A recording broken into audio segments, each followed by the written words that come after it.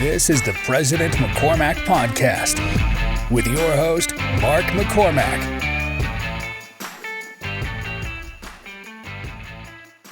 Is a portrait of her. So my artist took her eyes and her mouth and her hair and put it like in an AI generator. Yeah. So it's not exact of her because she won't do anyone exact because she's freaking had people like yell at her basically. Like, well, this doesn't look exactly like just the person. a little bit off or whatever. Yeah. It's like, well, what do you expect? Art. Yeah. You know what I mean? It's a moving. Yeah, if you want to print piece. it, go get a freaking picture printed. Yeah. So, but yeah, no, it's been fun. I mean, it's kind of an experience, right? We fly down to LA, we stay. Your tattoo artist is in LA. Yeah, both of them. Yeah. Dang. Okay. Yeah, so we have to fly down there every freaking time. Yeah, so I mean, they're not cheap to begin with. Yeah. Gives you time to think about what you're gonna put before you do it. Oh yeah. So yeah, I got a monk on me here. I'll show you later because then I can pull the shirt off. But yeah, I've probably got like 3 or 4 sessions left and I'm gonna be done. Like I've always wanted a sleeve. Yeah. And so once I decided to do it, I just knock it out, you know. Yeah. Well, I mean, you did a lot at once. Oh yeah, dude, it's a lot of work. I think I just crossed the 60-hour mark on these tattoos here. There's a lot to take care of. Like you have to put like cream on it when you go in the sun and stuff. Yeah, especially up front, probably. So it's healing right now. So there's a couple little scabs in there. Like it's not too bad. It's pretty good. But probably by the end of the luteus, it'll be like normal skin. But yeah, you rub this stuff on every day called like hustle butter or like shea butter or something, right? Just to hydrate it. It's really that your skin will get dry more than anything. Especially with the color things, then you have to like protect it so it doesn't fade. Yeah, and the colors these days are a lot better. They're high quality, so they'll last longer. This should last me till I'm dead, basically. Maybe a couple touch-ups, like this orange part here. That's a color that fades pretty quickly. Yeah. But I'm white as white, right? So I don't really go out in the sun all that much, anyways. So, but yeah, if you're like a sun bum, dude, you could wash them fade out pretty quickly. But I mean, when I say quickly, like 10 years, like it. Oh yeah. They're pretty permanent, man. Like once you get it in, you're like, oh, this is never going away. Yeah. But I've had, I don't know if remorse is the right word, but like every time I get a tattoo, I'm like, oh, do I like this? Do I like this? Yeah. Do you ever like, who knows, ride it for a little while and make sure it still sits with you after a bit? You're just like, hey, let's go. So every one of these, she showed it to me. And within and you're like, 20 minutes, I'm getting tatted. Dang. So she literally goes, you like this? And I'm like, yeah. Like this, or I change a couple things. And then she goes and prints it out, walks over, messes with the arm, places it, and then boom, we're getting tatted. So you and Michelle have different artists then? Yeah. Yeah. Are they the same place or different places? Same place, yeah. So it's called Mona Lisa Tattoo. Cool. Lisa's Lissa. Oh, cool. And it's run by a bunch of Russians. Sergey Shenko is he's the main guy. A little bit of money laundering going on there or something. Probably. Do you pay in cash is the question. I always pay in cash. There you go. So something's happening. No, I think the artists obviously really like it when you pay in cash. Yeah, of course. It's kind of one of those contractors, things. artists, a lot of people. But it's, I went, I'm normally taking 10 or 12 grand with me every time I go down there, right? So there's actually a Chase Bank that's close to it. So now instead of flying with all that money, I just hit the bank up before we go. But just duct tape it to your stomach. Yeah, no, like seriously, because we have like it's basically $2,000 a day per person, right? So the last time I went, I went for 2 days, but before that I went for 3. And then she's the same, so it just kind of adds up. Adds up for sure with cash. Yeah, it's funny because people go, does it hurt? I'm like, yeah, oh yeah. Yeah. People are like, oh, is it expensive? Very. Well, it's like freaking the real Tarzan guy that we hung out with a few months back, right? Yeah. He got put out, got his teeth done, and like full leg sleeve, both sides, all at the same time. That's crazy. It's actually a really good idea. Yeah. I would do that in a second. If I can go Imagine under. waking up, it's so much pain though, like your mouth, your legs, like everything. So with the tattoo, right? Honestly, as soon as they're done tattooing, it doesn't hurt at all. Really? You can't feel it at all. So interesting. The teeth might be different, but like if you got put out and you woke up, like you don't even know you had a tattoo done. And it's weird, right? Because this is just a big open scar. Right. And so you actually put this stuff called second skin on, right? So you kind of like, it's like a big plastic wrap. And then that gets kind of nasty after a couple of days and you pull that off and you start cleaning it. And then, it just starts healing. Cool, man. So yeah, you have to get one day. My wife has been trying to get one. Does she want one? What does she want? She wants something to do with her family. There's 8 kids in her family. She's, super close with all of them. And so she wants like the number 8, like Roman numerals behind her neck or something like that. Oh, that's cool. And she's also thought about doing like almost like a fairy or like an angel or something somewhere. So Yeah, something girly. we'll see. Yeah, something girly. Here's my thing. I just tell anyone, just pick a really good artist. Yeah. And it doesn't matter what it costs. Well, yeah, exactly right. You're paying for something on your body. So There's like this one I did on my chest is actually a cover up. So I had Michelle's name on my chest, and I did that. You know, people say you put a tattoo of someone and their name, you're gonna like break up with them, whatever. And it's kind of like I'll tempt fate. you. Yeah, Yeah. bring it. So, but then I covered it up. So, which is kind of funny because my artist was like, "Do I need to like keep that?" And I'm like, "No, cover that thing up." She's like, "Does it mean anything to you?" I'm like, "No, not at all." Michelle's like, "What the hell?" We passed the test. We're good. Yeah. I'm like, we had 20 years. Yeah. At this point, like, yeah, I'm just gonna get along. Yeah. That's cool that you got her face on you. That's awesome. Yeah, I love that. So I've got, if you see this little bee here, that's like a nerdy bee. It's for my daughter. I've got a unicorn up in here. Then I'm gonna get a shark put here. That's what my son wants. So, What would you tell your kids if they asked you if they get a tattoo? Obviously, when they're like 18, whatever. What would you tell them? we talk about it now. So my little daughter, who's 9 now, when she was like 6, 7, 8, dude, she put temporary tattoos on all the time, like all over her. She looked like she was tatted head to toe. But no, I tell them to wait till they're 25 to do it, and then just really pick a good artist. Good headspace. Yeah. Well, I feel the same way about substances too, right? Like weed or alcohol or anything that people want to partake of. It's like there's just kind of a time in the season. Your brain's not really fully developed till 25, so it's like, sure, you can go get a weird tattoo when you're 18, but like every idea I had for tattoos until I was about 30 was horrible. Sure. Like really bad. Like my name across my back, you know, and just my football number. You know, like, oh shit, I'm so glad on my high school. Yeah, exactly. Me, all my boys, you know, sit in the water tower or something. So yeah, that's all I tell them. Just, hey, wait. And you know, I mean, I'm not a fool. I mean, kids are going to do whatever the freak they want, especially when they become adults. Right. And I've always told my kids, I'm like, I got you till you're 25 and you're on your own, you know, like not completely, but what are your thoughts on your kids staying with you after they graduate high school and stuff? Like staying in your house and stuff? We've been talking about that. I'm softening my stance. I had a 21-year-old rule where I was like, 21, you're out. Right. Yeah. But I plan on actually, when each one of my kids turn 18, I want to buy a duplex or a fourplex with them and stick them in there and then make them be the landlord so they know how bad that sucks. Right. Well, I know how much you love real estate. Right. So at least start them off with something. You know, dude, going to major tangent on that, but yeah. So yeah, that's kind of the plan. So I don't know. So you think you can kind of get them out on their own with some sort of rental property by the time they're at least 21? Yeah. And I think, honestly, you got to have a cutoff date, right? So I don't know. I feel like for my girls, they could probably live there till they're 25. My son, I'm almost like, I got to get you out here sooner. I don't know. Probably play it by ear, right? Yeah, I mean, I know your kids are little. Have you guys even considered that? I was actually talking with one of my business partners yesterday about this specific thing because it's like, you know, you want to be able to support them and start them off on the right foot, but you also need them to be challenged, live their life, you know, struggle. Like struggle's so important. It's kind of funny. There's that quote that's like, we don't want to put our kids through the things that made us who we are. Right. You know, it's like we would never want our kids to struggle, but it's like that's what made us who we are and you know, the things that we have. And so it's kind of like that idea of like, how can you kind of have a controlled struggle, which like that duplex idea, fourplex idea is great, right? Yeah. Because being a landlord to people in a fourplex, not gonna be fun, but it's not like it's gonna, you know. Especially when you don't know what you're doing, right? Yeah. Because I want to put them in a position where it's like, hey, my water heater doesn't work. Yeah. And it's like, okay, son, you either have to fix it yourself learn on or YouTube. pay someone. Yeah. Call contractors, get screwed by a contractor, figure it out in kind of a more controlled and have your tenant way. Yell at you and be mad and blah, blah, blah. Because I'm not fielding one of those calls. Yeah. Not even a chance. Even if I put the money down to buy the thing, it's going to be like, nope. You'd rather burn the money than have to deal with it. Yeah, call this 18-year-old girl of mine. Yeah. Let them figure it out. But yeah, so we were talking about that, and we were also talking about college a little bit. Yeah. Because I think college is great. Like, I don't think college is great for the reason that people say college is great. Like, most of the time, the education piece, the degree piece is useless. Yeah.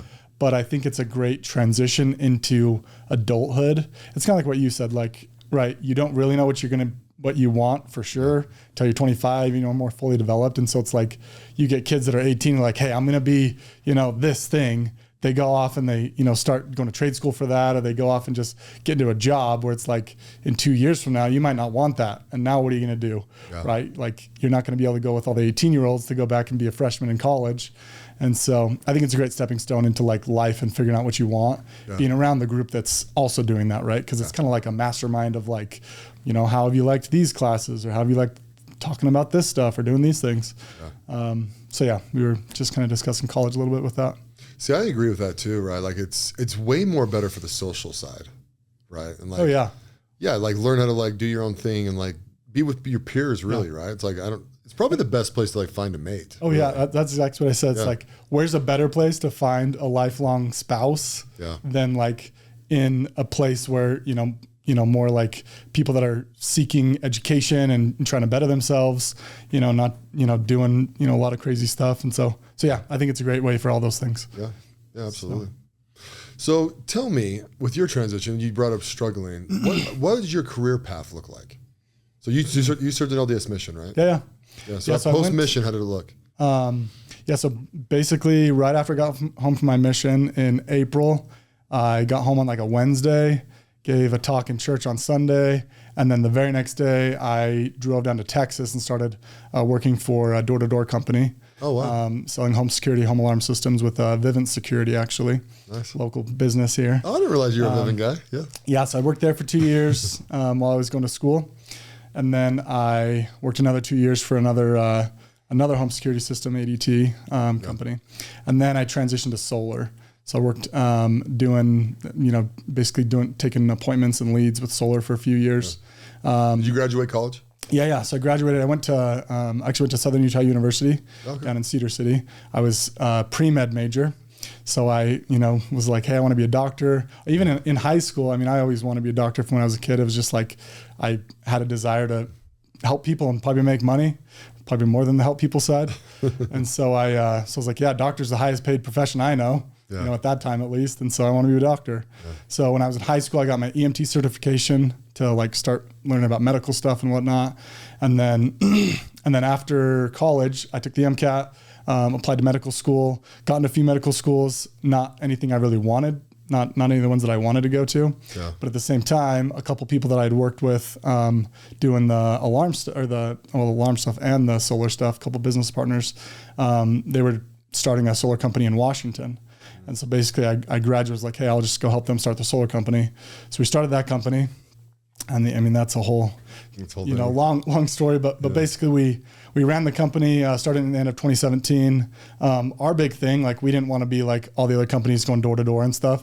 And so we actually were kind of pioneers on the online marketing space with solar. And so, and then the other aspect that really helped us is we would target more of the, what you'd call a B and C solar market. So places like Washington, Ohio, Kentucky, Montana, Idaho, those places that aren't as hot for solar because there's not as many incentives, not as much sunlight, the Californias, Arizonas, Texas, those, everybody goes down there. But so we were kind of targeting the more niche markets, and we were able to have a ton of success doing that. It was basically a rocket ship for 5 years. There's quite a few ups and downs, a couple partners coming in, leaving, all that stuff. But then so the other big thing that kind of gave us our hockey stick growth was at the end of 2019, we decided we want to, so previously we were digital door knocking for leads, calling them, setting up an in-home appointment. So we'd go in the home and show them a proposal and get them sold on solar. And then we transitioned in 2019 to a lot of our deals were actually coming. We were still doing the online lead generation. And then we just pitch them over Zoom. So we would do basically phone sales. We have an inside sales team. And so at that point, we were doing about 50% in-home, 50% Zoom, which when COVID hit, basically all in-home appointments were shut down. Right. Everyone was like crazy with that stuff. And so, people working from home, all that stuff. And so we were able to transition basically immediately from one day to the next to just straight, over Zoom, remote appointments. Did that hurt your close rate or? No, it was fine. I mean, especially because like at that point, everybody was transitioning to that. Yeah. I mean, there's some different aspects of it. It's a little easier to get a hold of somebody when you're at their house versus like trying to call them or set up an appointment. So there's some different things we did to try and improve that. But yeah, so we were able to transition quickly and even take more market share because so many other companies were just straight like were out in the field, door to door, in-home appointments, all that stuff. And so for them to start an inside sales group was really difficult. Yeah. And so we were able to basically just take a lot of market share at that point, continue our growth. We, end of 2020, we're like, hey, let's see if we can get some private money in here. We started kind of that process, and then we brought in a private equity group out of Chicago, where they bought a minority stake in our company, and that was in 2022. In May of 2022 is when that happened. And so we sold off a portion of the company. We were all still, operating the company and everything. And then at the end of the year, we acquired another solar company. And so that was the end of 2022, beginning of 2023 is when that happened. And then all the interest rates and all that stuff started really messing with things. And like, obviously, the economy and, kind of some extra spending and stuff has changed. And so solar's gone through a big transition. There's a lot of companies that have gone bankrupt, a lot of big companies that have gone bankrupt. Yeah. And so they've struggled a lot with the interest rates because it's all consumer lending. Yeah. And so it's, the cost of going solar has basically doubled in the last 2 years, which, the price of power has gone up, but it hasn't doubled. Yeah. And so the value proposition isn't the same as it used to be. And so, there's been a lot of changes within the company. Most of us original partners have now exited the company. And the company that we brought into, that we were merged with, they were about half our size when we merged with them. Now most of those executives are now operating the business. Okay. So like me personally, I'm still on the board of the company, still own a portion of the company. But kind of at an arm's length as far as operating, not doing anything day to day. Do you like that role better? No, I don't. I mean, I like to consult and advise businesses that I didn't build, right? Yeah. But like, it's like obviously more than anybody, it's like when you're building something for 6-7 years, and like, especially at the beginning, the first 4 years, it was like, I was working in the office in the day, closing deals at night, talking to the installers on the weekends, you're traveling all the time, you're doing all this stuff. And it's like, nobody sees that when you get a big check or whatever. Nobody sees all the time away from your family and all the sacrifice. And, you're waking up early, you're thinking about it all the time. How do I improve this? How do I change this? I have this issue with this employee. And so it's tough when you transition to more of an advisory role or, just a board member role, and you just see everything that they're doing, which, you agree or don't agree with, but it's like, someone else is parenting your child. And so it's actually, it's really hard for me. We had a huge office down here. It's called like the Orem Technology Center or something like that. Where it's WordPerfect had a huge campus, and they've renovated all the buildings. And so, so we had 2 big old offices down there, and now they've significantly decreased in size. And so while I was down here, I went and walked over into one of them, and it's like, it makes you feel horrible when you go in there. You're like, there used to be 150 employees, going crazy in here, and it was like a lively business. And now they've shrunk because they're more in just the headquarters in Washington and Oregon, where they don't have that anymore. And so it's hard to see some of those things as, a guy that was helping to build the company, and now just kind of more of watching stuff. So that's the tough part. Are they running it better now, you think, or are they heading that direction, or what are your thoughts? It's going in a good direction for sure. It's the way that the current executive team is running it is different than how our executive team ran things. Just in terms of, even style of running the business, the risk factor of, spending money on marketing, or, just trying to get people to create the accounts and stuff. And so there's definitely a lot of differences in business theory that they're running it. Now, better or worse, I don't know if I'd say, but at the same time, like, I have so much respect for the guys that are currently running it, because it's like the only difference in compensation between me and them is their salary, which if I was in the position, I would be willing to do it, but it's not worth it for me to be like, oh, let me jump in for that salary. Yeah. It's like, I would not want to have to be going through all those transitions and all those things for the salary that they're getting paid. And so I have tons of respect for what they're doing, and, a big cheerleader for them. But I definitely disagree with some of the things they're doing, but it's their decision to make, and, they're taking it. So. Now, and so during the merge, you had a partial exit? Yeah. So we sold a portion of the company, and then when we brought on the other company, we leveraged the company, put debt on the company, and then paid out the previous partners that merged into the business. We paid them out a portion, and then basically just brought them on our current cap table. So what would you have done differently now that you've had a partial exit? I would say sell your entire company or don't sell it at all. It's like, it's just tough when you bring in, things are great when they're great. And then when they're not great, then it's difficult. Right.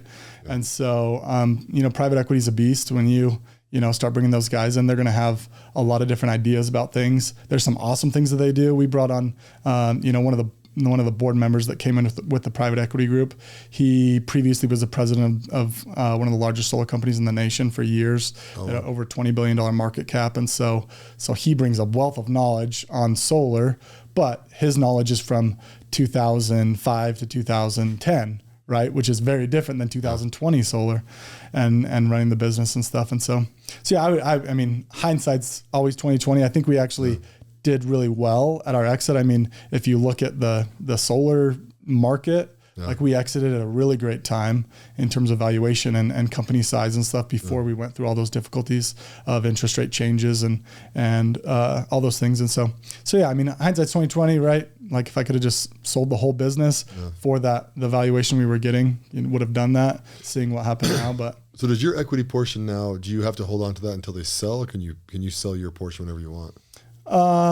It's private, so I could sell it, but it would require, basically the best way to sell it would be to somebody that currently owns equity. To be able to sell to an outside person would be really difficult. You'd have to get approval from the entire board. Yeah. And then you'd also have to, the way that our LLC agreement's written, you'd have to, give everybody else the option to purchase at that price that are currently on the cap table. Right. So if I went to you and said, hey, let me sell you, my shares for whatever, then everybody else has the option to buy that before I sell it to you. Right. And so it'd be pretty complicated to sell it to somebody else, but I could sell it to somebody that's on there. So yeah, I like having that equity, to be able to, if something ever does come of it, to be able to, have a piece of that. 'Cause I really would hate to, sell it and then have something awesome happen with the business that I helped create and then not be able to participate in that. Yeah. So did you, with that exit, did you like the terms of it? And the reason why I'm asking this, right, is because there's not a lot of people that have actually exited a business. Yeah. And actually my speech this weekend is on mentorship, right? And part of it is like for me, right? Like I can't have a coach or a mentor or whatever you look at. It's never exited a business, right? Because they just don't get it, right? Because it's exiting a business. Yours is a little different because you're still in it, right? Yeah. As an advisory position, you still have equity, right? Sure. Most people, when they exit, they're done, right? And so it's insanely anticlimactic because you're like, oh yeah. Normally too, when you go to sell your business, you have to prep it, right? So like you go through like this accounting nightmare, right? Where you go through every damn thing. Because a lot of it is, and the reason why you do that is... You have to have audited financials and stuff from these big accounting groups and stuff. And both parties need to be transparent, right? So what you're really trying to do is make yourselves both as transparent as you possibly can so you don't get your ass sued later, basically, right? Exactly. And you hid this from us and it's like, we didn't really hide it. We just didn't know it existed because our books suck and we did it in Excel. Anyways. And so, but like really like there's all this build up and like this and negotiations go crazy. And then they want something different because they found something, you know what I mean? It's all this bullshit. And then right at the end, you finally agree, you sign it and you get a wire and it's just done.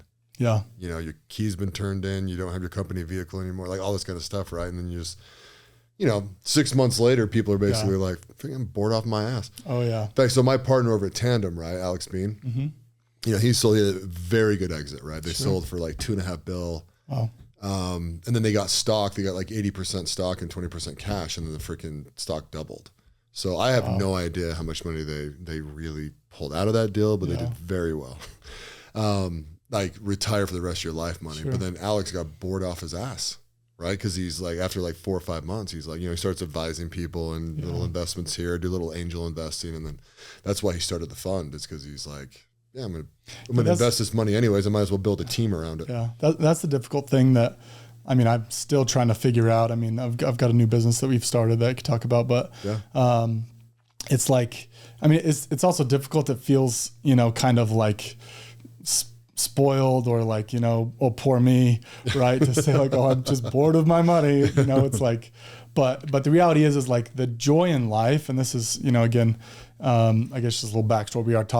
We've been thinking a lot about these talks we're going to be giving this weekend, and this is kind of something I've been thinking about is like the joy in life is not the, you know, when you get the end goal, right? Whether it's the check or, you know, you run the marathon or whatever, it's like, it's the preparation and the execution. And, you know, like you feel good when you've worked hard for something. You feel good when you've, you know, tried something. And it's not like if somebody just gives you, you know, whatever money or a great body or whatever, and you didn't earn it, like it doesn't have the same feeling as like going through that. And so just like you said, it's like the day after you get that check, I mean, it's dope. You're like, okay, you know, whatever, but it's like, it's not, that's not it. Yeah. That's not like what is going to fulfill you. Like a bank account isn't going to fulfill you. And so you get so many of these people that, you know, especially people that can't have a full exit like that. I haven't experienced that, so I can't speak to it. Yeah. But yeah, from one day to the next, that turn in their keys, the company car, like then what do? You know, it's like, then they go and they, you know, try and find all these things and you hear stories or whatever, but it's like the joy in life is really the building aspect of it.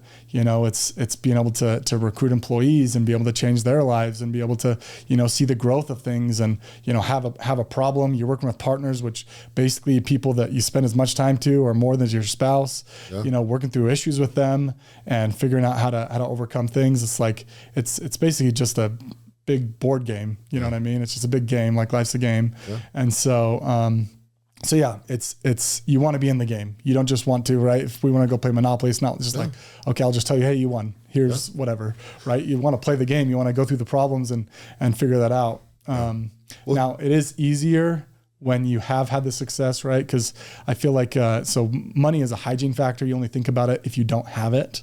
Yeah. And so it's easier to be creative when you're already safe with that. And you can take more risks, you can take more chances, right? And then you can just think more clearly, right? Like now, like I can see like, you know, okay, it's way better to sacrifice my time for this equity position or to be able to try and build this versus like, let me just take the short-term money, you know, whether it's with real estate, businesses, partnerships, anything like that. And so that's a lot of the stuff that I've learned as well. Now that I've had an exit, you know, be able to do that, to be able to like be more creative in those ways. Yeah. Yeah, no, absolutely. Plus it's, people need to understand that money's a tool, right? And like, if you fall in love with money, you just end up being a fool, right? Yeah. But like, and that's the thing, right? Because like when you're building, I love that point you brought up. When you're building, you're just building. Yeah. You know, and like you need money because it's a function of what you're building, right? Because it's kind of like the lubricant that like makes everything work, right? And I think that's part of the jarring part of having an exit too, right? It's just kind of like boom. Even you a little bit, right? Because you're doing the advisory stuff, right? So you like go in there and you're like, how often do you guys meet? Is it quarterly? Or is it monthly? Yeah, no, we have quarterly board meetings, and then, you know, depending on the needs of the business, we have different things. So you can get lost. You can get lost from the business too in 3 months, right? It's like, especially, you know, doing this new venture we'll chat about and like different things and spending probably some more time with the family and, you know, whatever, right? Yeah. And but then you come back to the business, you're like, hey, what did you guys do the last 3 months? Okay, hold on. You know what I mean? And you got to kind of like refigure it out every time, and it's an interesting position to be in too, because it's is it a paid board or you guys advisory? It's not currently paid, no. Yeah. So then it's advisory, like just because we're all equity shareholders. Right. But then I guess so you get a little bit of skin in the game still, obviously. But like even when you're an advisory board, right? It's kind of like you tell people what you think, and then sometimes they do it, sometimes they don't. Well, the hard part about advising is like, it's different when you're in it, right? It's easy for me to look and say like, oh, that was a bad decision, or you guys shouldn't be doing that. But at the same time, if you're in it, is that the right decision? And how much information do you have to be able to do that? And that's actually something that, so the past year, basically, since I've left the solar company, you know, I've kind of done some different things. There's some other partners that I've been working closely with. We were kind of doing some consulting businesses where we were, you know, going into some businesses, helping them out to grow and that kind of stuff. The hard thing with that is like, it's difficult to get paid what you're actually worth, from both sides. This is something I was just thinking about. It's like, you know, it's hard to tell a business owner, hey, like I can easily, you know, make you an extra $1 million in your business today. You should pay me $500,000 to do that. right? But to them that they're only making $200,000, for them to think that they should sign up to pay you $500,000 is ridiculous, which is also a ridiculous ask, even though easily you can make their business worth so much more money and be able to generate so much more cash. And so it's just a difficult position to be in, to be able to, and again, to those guys that are, sweat equity every day, in it every day, where I only have to tell you a couple small things, go in and train your team a couple times, make a couple tweaks to your, your accounting or your business strategy or your products, and how you source products. Like just a couple of those things can triple your net profit at the end of the day. Yeah. But it's like, it's just like the plumber that goes in to fix the leak that nobody else could fix, charged you $2,000. You didn't pay him to fix the leak. You paid him for the 20 years of experience that he had to know how to fix it. Exactly. And so we went through that for a while. We had a couple different businesses that we were kind of working with. And just in the last month, there's about 5 of us that were partners in the businesses. 2 of the partners have kind of stuck with the consulting side of things, doing some course sales and masterminds and that kind of stuff. And then 3 of us partners that were all partners at the solar company now have started it's a software company. We've been developing it the past 7 months. We have a company in Toronto of a guy that we know that's been developing it. And then just in the past few weeks, it's kind of been more polished up with developing, and now we're kind of going to market with it. But it's an ambient AI documentation tool for physicians. So basically, when you go to an appointment with a doctor, it listens to the appointment and then creates the notes. They're called SOAP notes, is what doctors have to use, and it creates the notes automatically for them. It summarizes the appointment, creates the SOAP notes. So that they can put that into their medical documentation system. Oh, nice. So it's really a game-changing software. Just the fact that is it just through their phone? Yeah, you can do it however you want. It's just, it's a program. There's an app. You can do it on the. Is the microphone that it's listening to is on the phone? Yeah, you can do that, or just on your computer. You can just pull it up on your computer and it starts recording on your computer. Oh, really? Most physicians, when they go into the rooms, you don't have a computer there. Yeah. But yeah, it's the number one thing that doctors hate about their jobs is charting. Is doing the notes. And in reality, like it's just a broken system. The medical system in general is just broken. It's just from forever ago and so much government regulation and stuff. But it's like charting is horrible. The charting is made, for administrators. It's not made for doctors, right? Doctors are there to talk to patients and fix the patient's problems. For them to be doing 10, 20, 30 appointments in a day. And a lot of times doctors don't chart until the night, right after work or trying to do that because they don't have time between appointments. Yeah. For them to remember the specifics of their 8 o'clock appointment at 6 p.m. is impossible. Yeah. And so what you find doctors are doing is they're just, I don't know, making up is the right word, but they're with a good thought. Remembering. Yeah, they're trying to remember exactly what the patient presented with and exactly what the specifics are. Now, the cool thing about this is that AI can just listen to it and, obviously has a perfect memory, you know what I mean? And it can summarize it for you. Yeah. And so it's able to create the notes in real time. You get the note back in 2 minutes. And so doctors can go back to paying attention to patients, right? They can be thinking more about, instead of thinking about, what did the last patient say that I need to write down? Or what's this patient saying I need to write down? They can just, try and critically think about the problem. And then they've also got the SOAP note that they can go back to if they want to try and remember what happened during that appointment and see specifically what happened.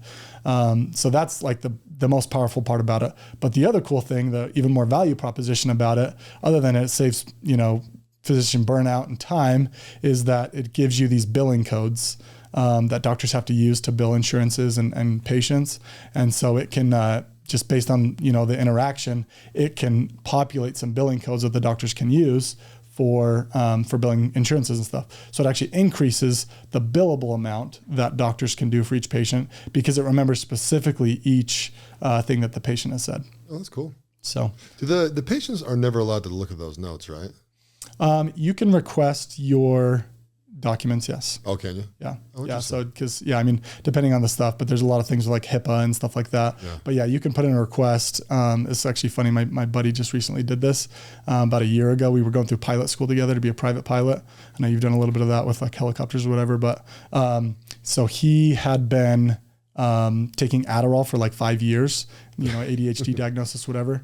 And after we went to ground school, we found out you can't be on Adderall or even have an ADHD diagnosis and be a private pilot. It's against Really? it's against the FAA. And so he had to go through this whole long thing to get undiagnosed with ADHD. And so he had to basically request his medical records from the last whatever since he was diagnosed, all those things, and submit them to the FAA and stuff. But yeah, so found out about that when he pulled his medical records, and they sent him this huge stack of stuff. That's interesting. From that. So yeah, yes, you can get your medical records of the notes and stuff that the doctors create. And also they use them in court cases, for malpractice and whatever. Oh, I guess that makes sense. So yeah. So have you gone to market yet? Yeah, so we literally just started selling this last week. We had our first sales yesterday. Oh, nice. So congratulations. Nice. You got some sales? Yeah. So cool. So it's fun. I mean, we're figuring it out. SaaS is a new world to me. Yeah. We've hired on some people that have some more significant experience in the sales side of that and development side. So are you selling to individual doctors, or is it like hospital groups, or? Yeah, it's both. I mean, the gold is the groups, right? When you can get, 50, 100, 200 group or physicians at the same time, that's like awesome. But we have like a self-serve option for, docs, onesie, twosie doctors. But we're targeting groups of like 5+ physicians so that you can have them, kind of collaborate and be able to use it. Have you talked to Nick about it yet? I haven't. No, it's on the docket this weekend. So you got Nick, you got Tim. Gotta get at least 2 sales this weekend. Yeah, you got Tim. I don't know. Bridger might be able to. I mean, he's still in residency for another. We give a discount for people that are still in school. Hey, there you go. Bridger can get a discount. But yeah, he might. I mean, you never know, right? We also have Will Norbury, but he's back at. You need to hit him up though for sure. Yeah. He's in I think he's a John. Is it John Hopkins? No, he's here. He's like a John Hopkins. Oh yeah. Or maybe not John Hopkins. Whatever the one. What's the one in Baltimore that's Bethesda, Maryland? I don't know. One of those ones. Some Ivy League some nice place. one. Yeah, some very nice one for the smart people. Yeah, exactly. So that's been fun. I mean, that's what I've been really spending a lot of time on. Yeah. And it's cool because it's like the building phase again, right? Which is something that I really enjoy. We were able to kind of consolidate the cap table with just a few of us partners, which helped. Yeah. How much capital did it take to get that off the ground? We've done it all self-funded. I mean, the development side was the most expensive part, but it's probably, been close to $1 million so far with development and what we're doing. So. I love talking about that because I hate the morons in our society that think that evil people or rich people are evil, right?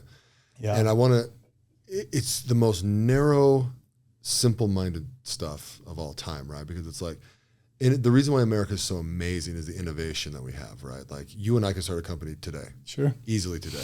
Not only can we start a company today, you and I can have no money, no skills, no business starting that company and find someone to give us money, either private or SBA, and we still start a company. Sure. Like I don't think people in America realize that it does not work in other countries, right? Number one, the government regulation in most countries will kill it off the bat, right? And then you have to be credit worthy to have some sort of a local bank to even give you capital, right? And it's just here in America, you do anything you want. You go pre-sell anything you want. Yeah. Well, that's the thing. You can pre-sale, not even have a product, and say, hey, I'll make it if I can get sales. There was a video that I saw the other day that was really cool. It was a guy that started his own. So Cody Sanchez, she's like a business girl, whatever. That she interviewed him, but it was a guy that started his own garbage business. And so basically, what he did, the current, I guess you can sign up for whatever garbage company you want to, but so the company that was doing their garbage in their neighborhood or whatever was doing a horrible job. They'd miss pickups. You had to put your garbage can in this specific place, whatever. And everybody was sick of it. They were all complaining online. And you just made a post and said, hey, if I get 200 people to commit to, spending whatever, $40 a month on this garbage service, I'll start one and we'll, I'll do it right. And he had tons of people that were like basically pre-sold on, hey, if you start it, I'll do it. Yeah. And then he started the business. And now he works, one day he had to buy a garbage truck, he had to buy cans, all the stuff you didn't know before that you learn when you actually start a business. But he works one day a week, doing all that stuff. Customer service is almost nothing. Yeah. And so he started his own garbage truck business without any capital, right, from doing that. There's some money in that. I mean, look at waste management. Oh, yeah. Waste management for the last 20 years has been buying up every freaking company they possibly can. Yeah. And now they run the funnest golf tournament in the world. Exactly. Right? 18th hole.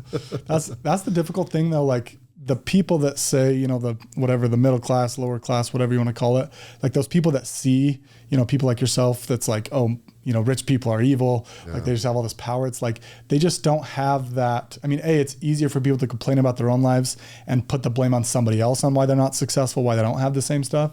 That it's like, oh, it's not possible, but two, they just don't have the knowledge. It's like, if you knew that literally from one day to the next, like I could give you 3-4 businesses today that you could start, you could easily make $250,000 a year working, 20 hours a week. It's going to take, 80 hours a week for the first 6 months to a year, but then you could work 20 hours a week, maintain your customer base and just make, 250 a year, just fine. Yeah. But it's like these people just don't have that knowledge or don't have the guts to actually do it, can't live without getting a salary for 6 months to a year. Like you've got to just put in the effort beforehand to be able to do that stuff. And then the other aspect is learning sales. Like sales is everywhere. Even people that say they're not a salesman, like if you are successful, you have to be good at sales, because sales is just, it's a transfer of energy, right? Yeah. It's trying to get people to see the way that you see. It's, trying to, convince people of specific things. And so everything in business and life, relationships, everything is sales, right? Everything is trying to get people to see how you see things. Yeah. And so, so learning that, honing those skills, right, from when you're little, which is why I think, so many members of the church, are successful, because they have a 2-year boot camp of sales, 100%. Of trying to, and also talking to people, not being afraid of that stuff. And so it's like, constant rejection all the time, right? So you get so numb to that. Being able to handle that, yeah. And so, so it's like, learn sales, try and hone those skills. If you don't think you're a salesperson, like stop saying those things and just try and convince yourself that you can do it. Yeah. And then, talk to people that are more successful than you, right? Like, and most people, that's an interesting thing, especially that I'm finding once I'm like really in this area, is like people are willing to share things. People are willing to talk to you about things. Like, it's not like everybody's like, oh no, I'm not going to tell you how I was successful. I'm not going to tell you what you can do. I'm not going to give you advice unless you pay me $10,000. It's like, people are willing to give you information if you ask. Yeah. And then at the same time, and I know you've dealt with this a lot, is like, if you act on that information, we're willing to give you more information. But the problem is so many people ask for information. They just want the free ride or to be done for them. And you give them the information and they don't do anything with it. And they come back to you and say, hey, that didn't work. Or, hey, what else can you give me?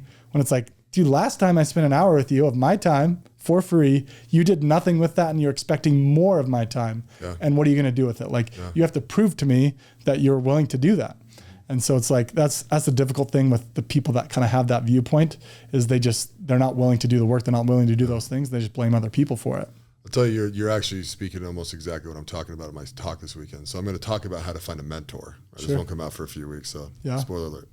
Yeah. But my actual point at the very beginning is how many of you guys are ready to be mentored? The answer is very few of you. Sure. Right? Because it's like for example, I'll kind of spoil the whole talk. I'm just going to be like, hey guys, raise your hand if you guys want business mentorship, right? I'm assuming most of the guys in our group will raise their hand, right? And then I'm going to go, okay, how many of you guys understand your P&L well enough that you could take a quiz and pass it? Yeah.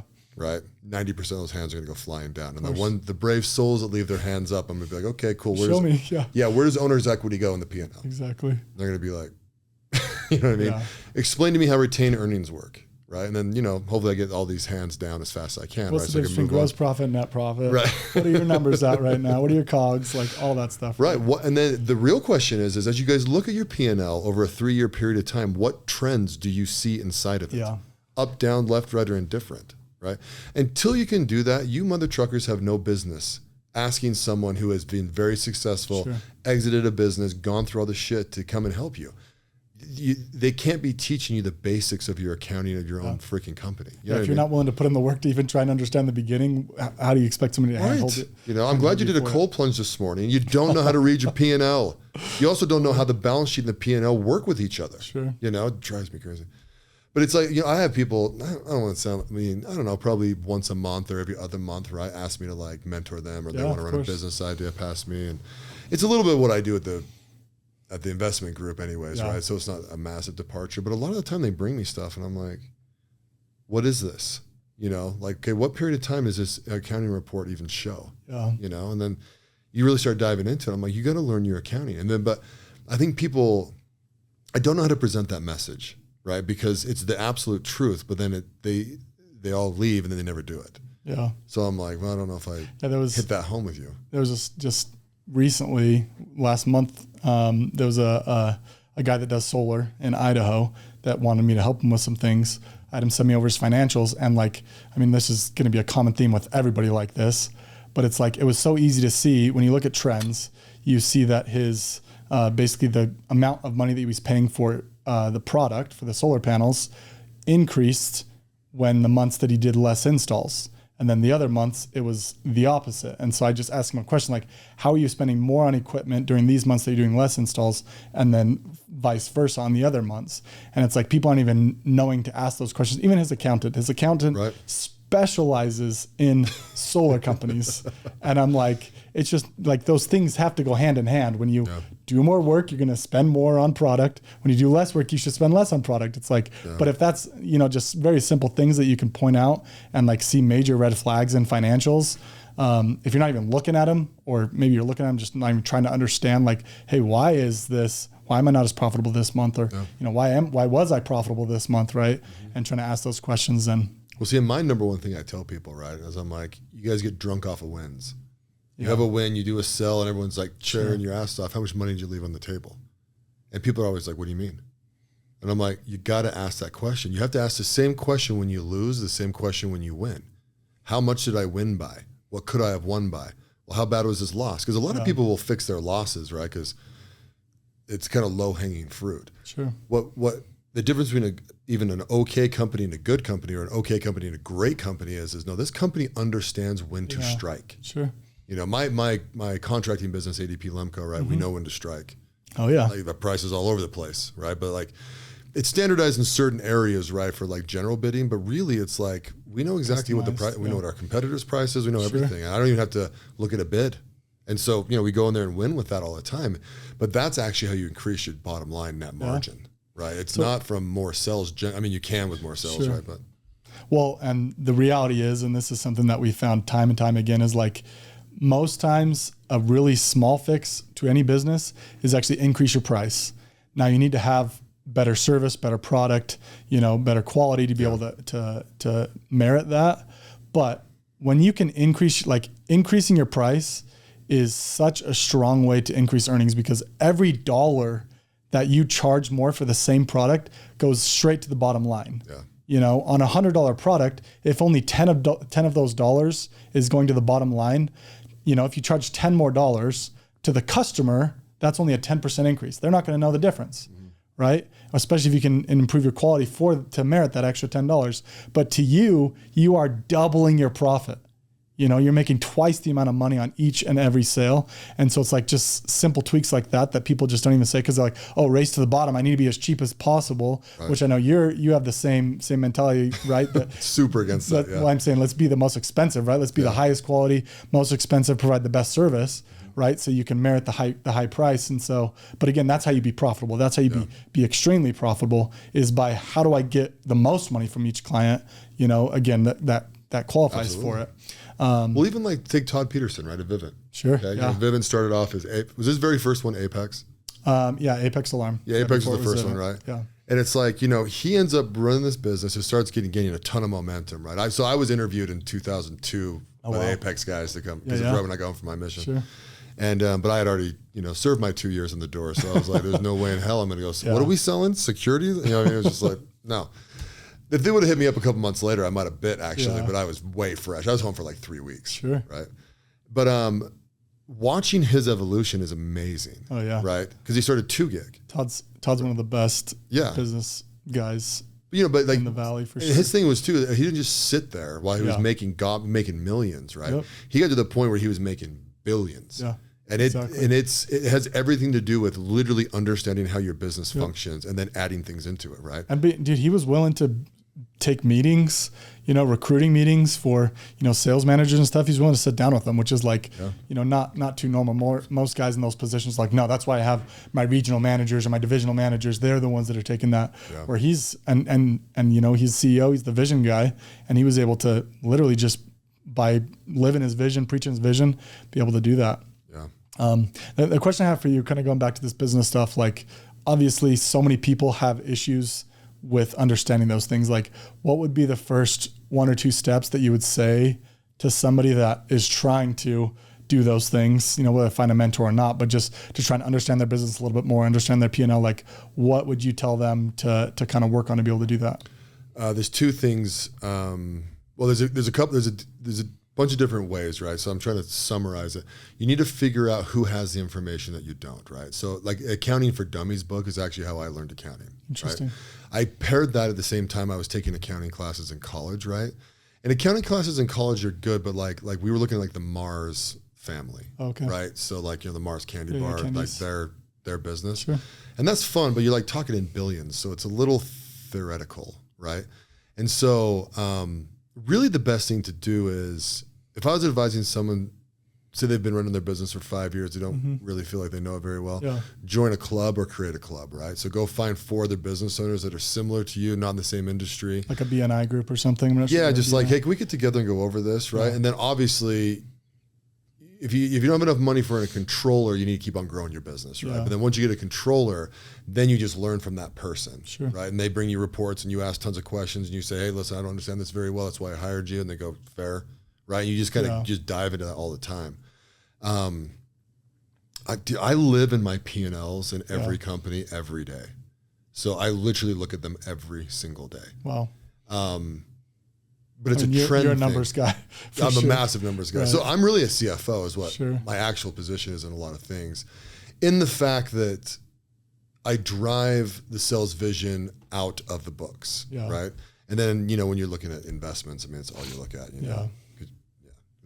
Ignore what they're saying and look at the numbers, right? You gotta figure out what they don't know. Why are they here? Why do they get an SBA loan? Yeah, it's like all this kind of stuff. But yeah, I mean, just do it, right? Yeah. I mean, that's really what I'm saying, I guess, is you just got to do it every single day and not be embarrassed, right? Like if you made $10 this month, who gives a shit, right? It's like, get that out of your head.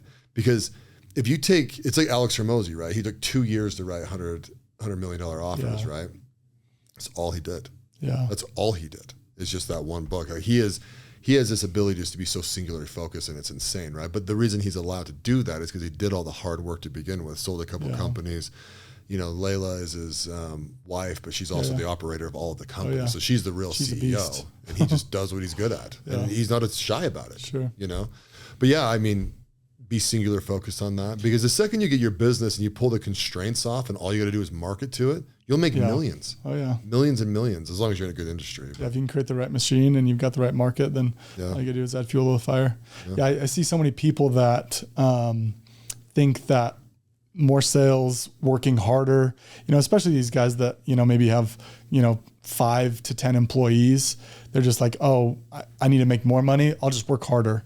I'll just take on more jobs, I'll just do more work, stay later, that kind of stuff, versus like actually looking at, the machine itself and seeing how you can tweak different things, what you're spending on. If your employees are stealing from you, it's like one thing that I've found is like, if anybody is not productive or is stealing from you or whatever, it's like most of the time it's your fault, because if you don't have enough controls to prevent that from happening, then it's your fault. It's like, I wouldn't just leave cash on, the table when my cleaners are going through my house, right? Not because I don't trust them, but because I don't want to make, a liar out of an honest person. Right. It's like, I don't even want that to be an option. And it's the same thing with your employees. It's like, so you need to have controls on things to make sure that, they're being productive, they're being profitable, they're clocking in and out. It's not just honor system for everything, because, if you let that be, it's like you're going to make a dishonest person out of an honest person. See, and I use the phrase, don't give them enough rope to hang themselves. Yeah, you just give them just enough to what they need. And and that's a thing. For sure. See, in my businesses, I've had employees for ever. Right? And ADP Lemco, most of my employees are 10, 15 years plus, right? Yeah. And the issue that you have in that scenario is, even if you pay them market rates or even a little bit above market rates, right? They end up being in charge of like big sections of your company, right? And they have people report to them. So they start feeling like they have ownership, right? Or they deserve ownership and blah, blah, blah, blah. And then, some people you can, but like, I'm not a give ownership away guy. You got to buy it. Interesting. Every single time. Now, if it's wildly discounted, good for you, right? But you're still going to pull some capital out and put your money into this. Guys, I've found every time you give equity away, they don't value it, right? The other thing with equity too is like what people don't get is I just gave you a handcuff for 15 years. So enjoy it. And you got to pay taxes. Yeah, you got to pay taxes on the losses and the gains, right? And that's the number one thing, right? So in my flooring company, two of the guys that we're going to draft up some options by the end of the year for them, right? And the reason, and I'm trying to explain to them guys, they're like, you don't get distributions until you actually execute this. You can execute it whenever you want, right? Yeah. I'm going to give them a 5-year option, so any now between now and 5 years. But you're also not going to have to take the lot. If we have like a paper gain, right, and we don't have cash to distribute, you're going to have to come out of pocket and pay for that. Sure. And that's where people are like, oh. Well, that's the thing people don't understand is like, yeah, my business made a bunch of money this year. My bank account didn't, but my business did, right? Yeah. And to the tax man, he don't care about what money you got. He cares about what the bottom line of your business did, you know? And so it's like, there's some risk to that as well. The one thing I thought of while you were talking about like having such long-term employees, one of the big things that I see in you that maybe you don't recognize is like how dependable you are and how much people enjoy that and need that and will stick with you because of that. It's like there's so many business owners that aren't dependable, whether their personal life is in shambles, you know, they're doing whatever on this side that leaks over to the business. You know, how you do anything is how you do everything. Yeah. You know, if you're a schmuck in your personal life, you're going to be that way as a business owner. It's like that they can depend on you. They know that if you tell them, hey, I'm coming in every day this week, you're going to be there every day this week, right? If they know that they can call you between these hours, you're going to answer, right? Yeah. You're going to respond to them. You're going to be there, you know, versus the other people that are like, oh, you know, it doesn't matter. I'm the owner. I can take an extra morning to golf without telling anybody. I can do this, you know, I can push the meetings. I can skip that meeting. I can come in late. It's like when you are dependable, it really shows to people that they want to be with you and they stick with you, right? Even if you're not paying market rate or you're, you know, paying below or whatever, it's like if you can do that and be dependable. And then also another aspect that, you know, there's multiple ways you compensate employees, not just with money, but also just like trying to make your culture an atmosphere of learning and of excelling, right? Like you just have an aura of like trying to improve and trying to help people around you and, you know, and trying to be the best selves. And I'm sure you're not meeting any of them, but I'm sure your employees see that as well, right? That they can improve their financial positions. You know, they can get some marriage advice with kids, or, you know, just some life advice, like to be able to do that stuff, I think is really great. We had when I was running the business, we had every Thursday, we'd have a personal development meeting. And the first Thursday of the month was more like going over specific numbers on the business, like how we did the month previous and stuff, which is interesting because I found so many businesses don't even tell the employees. They don't even know how the business is doing. Yeah. They don't, like, they set these goals, but they don't ever review them. They don't look and see like, hey, how did we actually do on our goals and stuff? So I would do that so they would know how we were measuring up to what we were trying to do. But then the other 3 weeks were just different topics, right? Things as needed. You know, I went over like credit. There's so many, and we had a lot of employees that were, you know, 20 to 30 years old, but like, you know, understanding your credit, what affects your credit, what doesn't affect your credit, you know, home ownership, house hacking with like, you know, fourplexes with FHA loans, you know, how to do like rehabs, how to get quotes from contractors, you know, just like all these general life advice and development things that, you know, people can take as much as they can. That's also another reason why employees like love coming to work, because really they know that they're working for somebody that's also, you know, working with them, but they also are getting compensated by, you know, getting different education. Hopefully their life is improving because you are a part of the business. And then also not having like a scarcity mindset, especially with your employees. Like I tell any employee from the interview stage to, you know, they're getting promoted or whatever, it's like, you're going to be with me for a short amount of time, whether that's 1 year or 15 years. Yeah. But what I want is that when you leave this job, that you leave better than when you came, that you're more well qualified. You're able to find a better job. Your life is in a better place than when you came, right? No matter how long you're here. And if you can find something that works better for you, like no hard feelings, I'm not, you know, trying to like make a sap story or whatever and force you to stay handcuffs. But yeah, like, you know, to not be scarcity minded about employees specifically. I mean, really that's in all aspects of life, but with employees specifically, not to be scarcity mindset, with your employees, I think helps a lot. Yeah, no, absolutely. Yeah, I'm the same way. Before the pandemic, I used to take my employees out to eat all the time. That's cool. It was like my thing, right? I'd like go meet with them, blah, blah, blah. Like even McHenry a couple of times, right? Asked me like, how do you have your employees and what do you do? And I'm like, honestly, they're like, I'm the chairman in all of my companies now, Sure. right? So I don't even actually run them. So when I go there, I just go hang out with everybody and yuck it up with them. And like I'll get Macy to buy shoes for them every now and again, and kind of just do fun stuff like that. Which is, it's hard, right? Because in a business, when you're the CEO, right, you'll look at every damn thing as ROI. Yeah, you have to. I do it in my personal life. Even when I bought my boat a couple of years ago, I was still sticker shocked by the hell boats cost. And I had no idea the market. So I'm looking at boats that are like $300,000. Oh yeah. And I'm looking at that like, okay, if I pull $300,000 out of my if I put that into marketing or my investments, I'll make that 600 in 2 years. Exactly. Yeah. I'm like losing. And this boat is going to be $600,000. Exactly.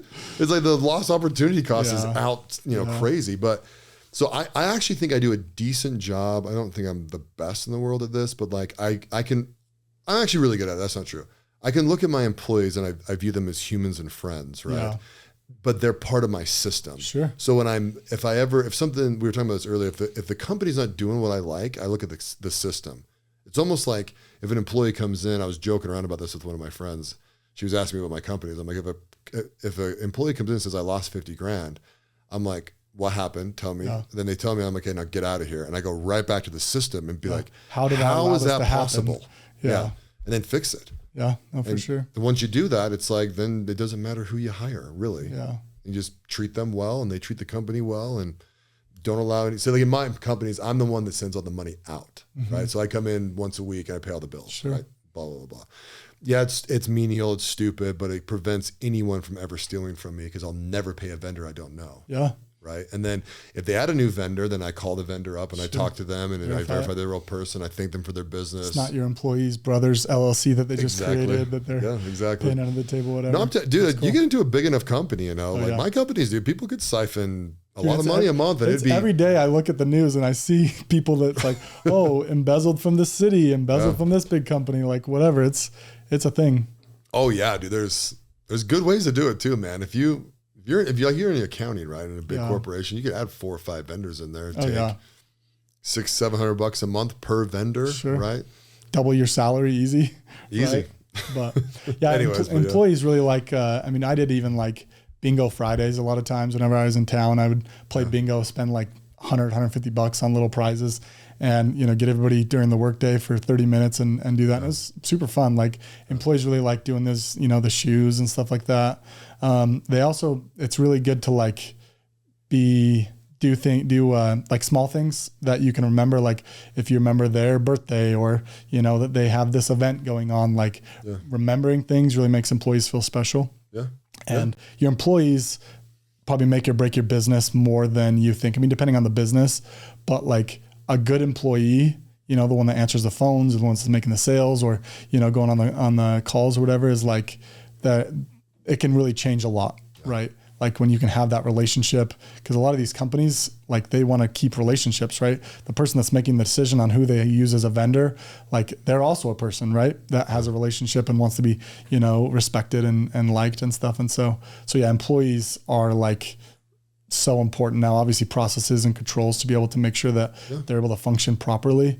But like you cannot, like there's no successful company that doesn't have a great employee culture. Absolutely. At least when they were getting successful. Now things can change, whatever. But like you see all these companies that explode, growing. I mean, I think McHenry's a great example of it, right? Yeah. Like be able to get buy-in from your employees and get them to really want to do the things, even if it's not their job description, but that they pick up the garbage that they see when they walk past, or that they're willing to give advice or come in 30 minutes early for the meeting because they're on whatever Eastern time and you're in Pacific time. Yeah. It's like a lot of those things can really help change a business. Yeah, no, absolutely. So, well, my friend, we're like at an hour. Oh, so let's go. That's quick. We're gonna end it with one thing, man. It's gonna be your best advice. You know this, guys. Yeah, it's obviously I've listened to a lot of your podcast. One thing I was thinking of, and it's kind of an interesting framework, but it's treating people as they should be versus how they are. Is you're going to be able to change them a lot more than trying to treat them as they are, right? And this goes with your business partners, with your marriage partner, with your employees, your kids.